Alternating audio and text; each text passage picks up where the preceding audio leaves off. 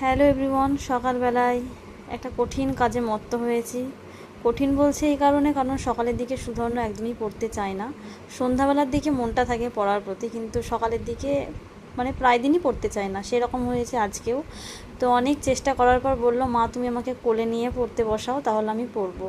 তো সেইটাই হচ্ছে, ওকে কোলে করে নিয়ে তারপরে ওকে পড়াচ্ছি। তো না হলে ও পড়া করবে না। যাই হোক, সুধর্ণকে পড়া টড়া করিয়ে ফ্রিজে দুধ ছিল, ওটা গরম করেছি কারণ সুধর্ণ খাবে।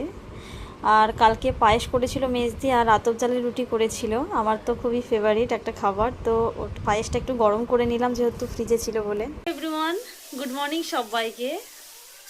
আমি খুব ভালো আছি, আশা করি তোমরা সবাই খুব ভালো আছো।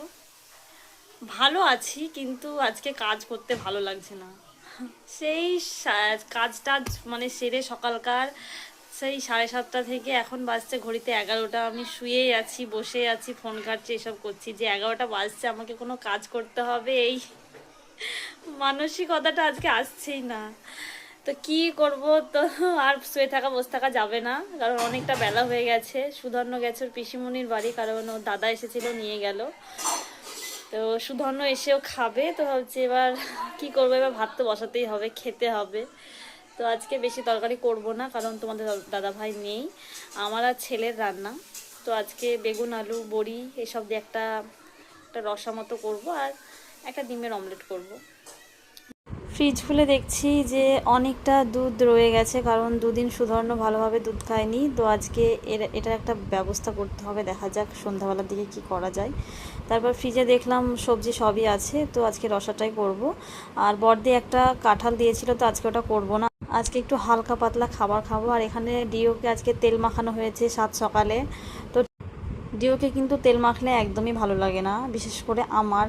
কারণ কিছু করার নেই, কারণ ডিওর গা প্রচণ্ড চুল করছে বলে তেল মাখিয়ে দিয়েছে বড়দা ওকে।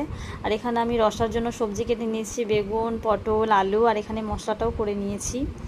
আর আজকে কলাই ডালের বড়ি দিয়ে রসাটা করব।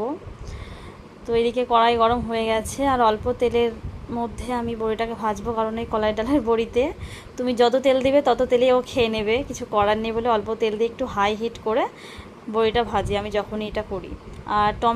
আর টমেটোটা মাস্ট, কারণ আমি প্রত্যেকটা তরকারিতে টমেটো ইউজ করি, আমার খুবই ভালো লাগে।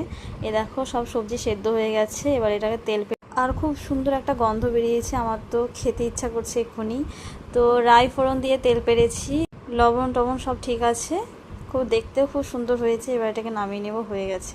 আর এই দেখো এখানে একজন স্নান করছে, কতক্ষণ ধরে যে স্নান করবে, গামলার জলে ডুবে থাকবে। এত বলি তাড়াতাড়ি উঠে পড়বি, ঠান্ডা লেগে যাবে।